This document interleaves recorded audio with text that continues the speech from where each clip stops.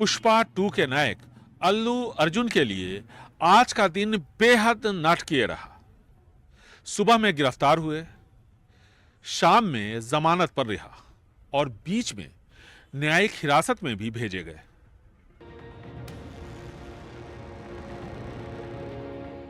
जब लग रहा था कि अल्लू अर्जुन की रात जेल में न कटे क्योंकि उन्हें 14 दिन की न्यायिक हिरासत में भेजा गया था, तभी तेलंगाना हाईकोर्ट ने उन्हें जमानत दे दी। सुबह उन्हें बीते हफ्ते हैदराबाद में हुई भगदड़ में एक महिला की मौत के सिलसिले में गिरफ्तार किया गया था। हालांकि रेवती नाम की इस महिला के पति ने उन्हें इसके लिए जिम्मेदार नहीं माना। నా కొడుకు మూవీ చూస్తా అంటే ఆ రోజు సంధ్యా టైం मैं केस वापस लेने को तैयार हूँ। मुझे गिरफ्तारी के बारे में पता नहीं था और अल्लू अर्जुन का उस भगदड़ से कोई लेना देना नहीं है जिससे मेरी पत्नी की मौत हो गई। అల్లు అర్జున్ వచ్చినందుకు ఆయన తప్పేం లేదు. पुलिस ने अल्लू अर्जुन पर गैर इरादतन हत्या का आरोप लगाते हुए बीएनएस की धारा 105 के तहत भी मामला दर्ज किया था। अदालत में पुलिस ने कहा कि अल्लू ने अपने सिनेमा हॉल जाने की जानकारी नहीं दी थी। हालांकि अर्जुन की तरफ से जानकारी देता एक पत्र पेश किया गया। उधर इस मामले में तेलंगाना में राजनीति भी शुरू हो गई है।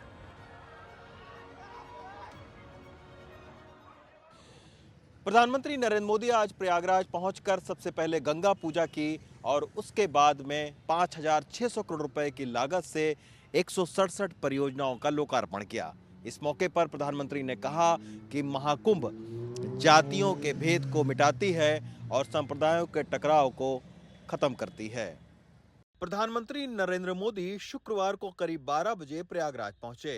फिर निषाद राज क्रूज से वो संगम नोस पहुंचे, जहां गंगा पूजा करके महाकुंभ की आध्यात्मिक शुरुआत की।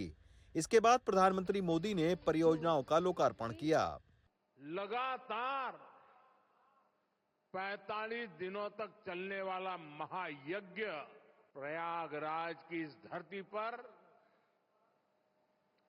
एक नया इतिहास रचा जा रहा है। प्रधानमंत्री ने श्रृंगवेरपुर धाम कॉरिडोर, लेटे हनुमान जी कॉरिडोर समेत कई परियोजनाओं का लोकार्पण किया और महाकुंभ के विकास कार्यों का जायजा भी लिया। प्रयागराज से सचिन गुप्ता के साथ रवीश रंजन शुक्ला, एनडीटीवी इंडिया। देवेंद्र फडणवीस मंत्रिमंडल का विस्तार 15 दिसंबर को नागपुर में होगा। 16 तारीख से विधानसभा का शीतकालीन सत्र शुरू हो रहा है। उससे पहले एकनाथ शिंदे ने जो जानकारी मिल रही है उसके मुताबिक मुख्यमंत्री देवेंद्र फडणवीस से गुजारिश की है कि उनके कोटे के सभी मंत्रियों को इस बार मंत्री बना दिया जाए। हालांकि किसे कौन सा विभाग मिलेगा इसको लेकर अब भी सस्पेंस बना हुआ है। देवेंद्र फडणवीस मंत्रिमंडल के विस्तार पर अब सभी की निगाहें टिकी है। जानकारी के मुताबिक 15 दिसंबर को नागपुर में फडणवीस अपनी कैबिनेट का विस्तार करने जा रहे हैं। खबरों के मुताबिक इस बार बीजेपी के कई दिग्गजों का पत्ता कट सकता है। 2029 से पहले राज्य में नई लीडरशिप को तैयार करने के लिए ये बीजेपी की प्रमुख रणनीति का हिस्सा है। शायद यही वजह है कि नए चेहरों को फडणवीस कैबिनेट का हिस्सा बनाया जा सकता है। सूत्रों के मुताबिक बीजेपी के कोटे से जिन्हें मंत्री बनाया जा सकता है उनके नाम कुछ इस प्रकार है: रविंद्र चौहान, संजय कुटे, आशीष शेलार, योगेश सागर, माधुरी मिसाळ, राधाकृष्ण विखे पाटिल, राहुल अहिर, राहुल कुल, सचिन कल्याण शेट्टी, नितेश राणे, चंद्रशेखर बावनकुले, समीर कुनावार, अतुल सावे, पंकजा मुंडे और रवि राणा को बीजेपी के कोटे से मंत्री बनाया जा सकता है। जबकि एकनाथ शिंदे की शिवसेना की बात करें तो यहाँ से शंभूराजे देसाई, दादा भुसे, उदय सामंत, मंगेश कुडालकर, गुलाबराव पाटिल, योगेश कदम, भरत गोगावले, अर्जुन खोतकर, राजेश क्षीरसागर और आशीष जायसवाल को मंत्री बनाया जा सकता है। अजीत पवार की पार्टी से धनंजय मुंडे, हसन मुशरीफ, अदिति तटकरे, इंद्रनील नाइक, बाबा आतराम, सुनील शेड़के का नाम लगभग तय माना जा रहा है। बीजेपी के बड़े नेताओं में सुधीर मुनगंटीवार, गिरीश महाजन, चंद्रकांत पाटिल के नामों पर अब तक बीजेपी हाईकमांड ने ग्रीन सिग्नल नहीं दिया है। ये पहली बार होगा जब महाराष्ट्र सरकार के मंत्रिमंडल का विस्तार नागपुर में होगा। राज्यसभा के चेयरमैन जगदीप धनखड़ के खिलाफ विपक्ष के अविश्वास प्रस्ताव को लेकर बीजेपी और कांग्रेस के बीच गतिरोध और बढ़ गया है। शुक्रवार को इस मसले पर राज्यसभा में जमकर हंगामा हुआ और सदन की कार्रवाई सिर्फ 48 मिनट तक ही चल पाई।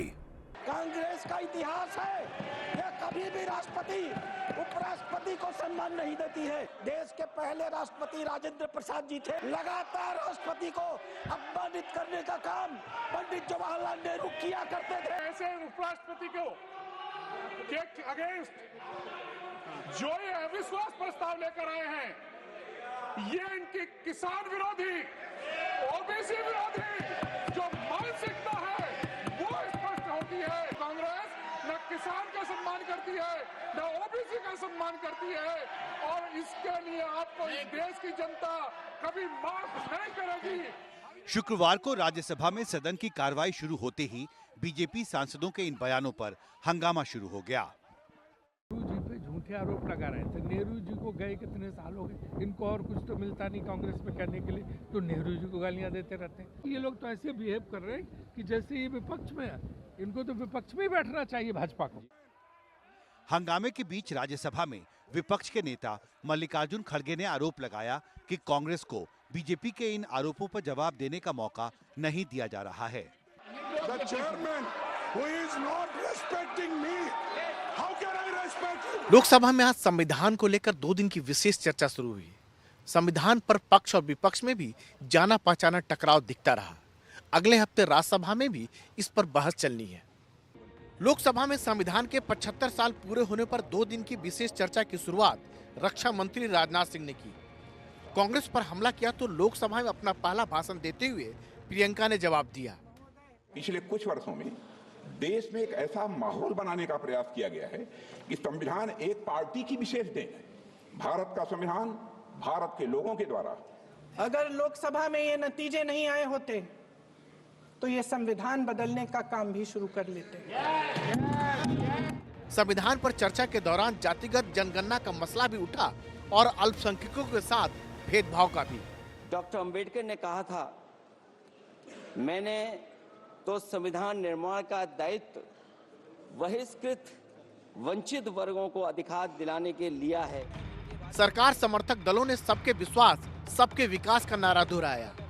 प्रधानमंत्री जी नरेंद्र मोदी जी जब शपथ लेने जाते हैं तो नतमस्तक होकर संविधान का नमन करते हैं और तब सब शपथ लेते हैं और शपथ के मुताबिक सबका साथ, सबका विश्वास, सबका प्रयास और सबका विकास इस मूल मंत्र के साथ इस देश के निर्माण में लगे। बात संविधान की चली तो इसके उपयोग दुरुपयोग का सवाल भी उठा और कांग्रेस और बीजेपी दोनों जैसे आरोप प्रत्यारोप का खेल खेलते रहे। नोएडा में सुपरटेक के 20,000 से ज़्यादा होम बायर्स का 14 साल का लंबा इंतजार अब पूरा होने वाला है। एनसीएलटी ने सुपरटेक की 16 लटकी हुई परियोजनाओं के निर्माण की जिम्मेदारी एनबीसीसी को दी है। एनबीसीसी निर्माण का काम 12 से 36 महीने में पूरा करके देगी। 14 साल के इंतजार के बाद अब बहुत सारे लोगों के हिस्से कुछ राहत और उम्मीद आई है। साल 2010 में उन्होंने नोएडा और ग्रेटर नोएडा में सुपरटेक के प्रोजेक्ट में पैसे लगाए थे, लेकिन प्रोजेक्ट अटका रहा। कुछ को फ्लैट मिले तो रजिस्ट्री नहीं हुई और कुछ को फ्लैट तक नहीं मिले। अब एनसीएलटी के फैसले के बाद उनमें उम्मीद जागी है। जहाँ तक एनबीसीसी का सवाल है, मैं तो कहूँगा कि कई लोगों के 14 साल का इंतज़ार जो है ना, उसके बाद एक छोटी सी किरण दिखी है कि भाई जो क्या बोलते हैं आपका आम्रपाली को देखते हुए तो मुझे लगता है कि उनके लिए तो बिल्कुल ही एक वरदान साबित होना चाहिए। सुपरटेक के कुल 17 प्रोजेक्ट्स हैं, जिसमें एक प्रोजेक्ट दिवालियापन की प्रक्रिया में है। इन प्रोजेक्ट्स के तहत कुल 49,000 से ज़्यादा फ्लैट्स का निर्माण होना है, जिसमें करीब 9,945 करोड़ रुपए खर्च होने की उम्मीद है। एनसीएलटी के फैसले से नोएडा, ग्रेटर नोएडा और ग्रेटर नोएडा वेस्ट के करीब 20,000 से अधिक बायर्स को फायदा होगा और उन्हें उनके सपनों का आशियाना मिलेगा। बिहार लोक सेवा आयोग के प्रारंभिक परीक्षा में आज राजधानी पटना में एक बार फिर जमकर हंगामा हुआ। छात्रों की शिकायत है कि प्रश्न पत्र लीक हुआ, वहीं आयोग के अध्यक्ष और जिला प्रशासन इस बात से इनकार कर रहा है। पटना के बापू परीक्षा सेंटर के बाहर आज फिर जमकर हंगामा हुआ। हंगामा कर रहे छात्रों को पहले तो जिला प्रशासन के अधिकारियों ने मनाने की कोशिश की, लेकिन फिर जिला अधिकारी चंद्रशेखर सिंह अपना आपा खो बैठे और एक छात्र को थप्पड़ मार दिया। लेकिन जहां छात्र प्रश्न पत्र लीक की शिकायत कर रहे हैं, वहीं आयोग और जिला प्रशासन इसे गलत बताते हैं। मीडिया के माध्यम से पेपर वायरल होने की बात की जा रही है, जब तक कि एग्ज़ाम करीब करीब पूरा होने को आई थी। लेकिन तब भी किसी ने 2 बजे तक भी किसी मीडिया पर, सोशल मीडिया पर आयोग के क्वेश्चन पेपर को वायरल होने की कोई प्रूफ या कोई शिकायत नहीं की थी। फिलहाल इस मामले की जांच की जा रही है कि जब परीक्षा चल रही थी उस दौरान छात्र प्रश्न पत्र लेकर कैसे प्रदर्शन कर रहे थे। जयपुर के एक अस्पताल में ऐसा शर्मनाक वाकया सामने आया है जिसने राजस्थान के हेल्थ मॉडल की पोल खोल दी है। स्टेट कैंसर हॉस्पिटल में 10 साल के बच्चे को चूहों ने कुतरा तो स्थानीय स्टाफ ने उपचार में लापरवाही दिखाई और जब बच्चे की मौत हो गई है तो प्रशासन लीपापोती में जुटा है।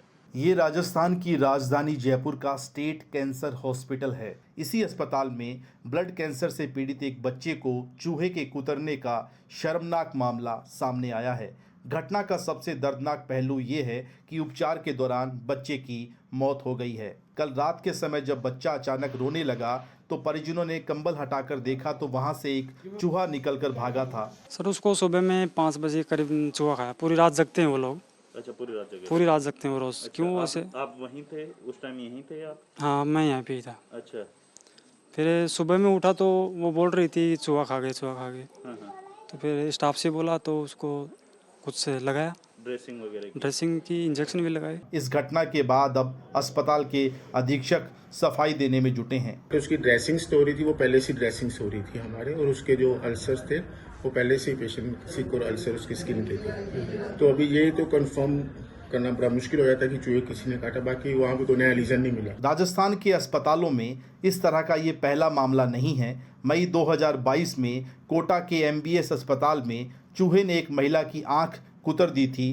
जुलाई 2023 में जोधपुर के MDS अस्पताल में चूहों ने 4 मरीजों के अंगूठे कुतर दिए थे और अक्टूबर 2024 में सीकर के अस्पताल में भी शव को चूहों के कुतरने का मामला सामने आया था।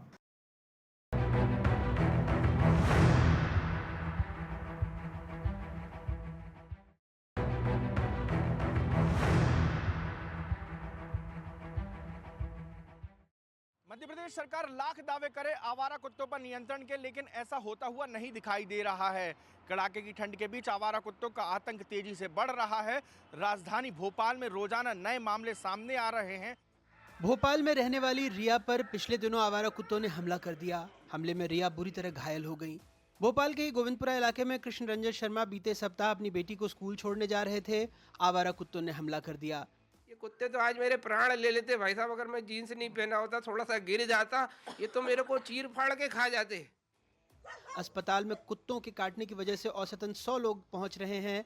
नगर निगम का दावा है कि वो 3 animal birth control ABC centre चला रहा है, जहां 100 कुत्तों की रोजाना नसबंदी हो रही है।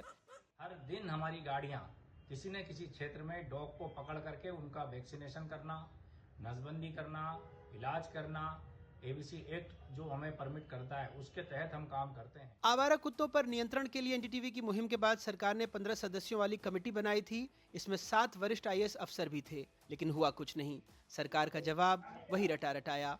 भोपाल नगर निगम ने अपने नसबंदी लक्ष्य को पूरा करने के लिए केंद्र सरकार से 15 करोड़ रुपए मांगे हैं, जिससे पशु जन नियंत्रण ABC केंद्रों की संख्या 3 से बढ़कर 9 की जाएगी।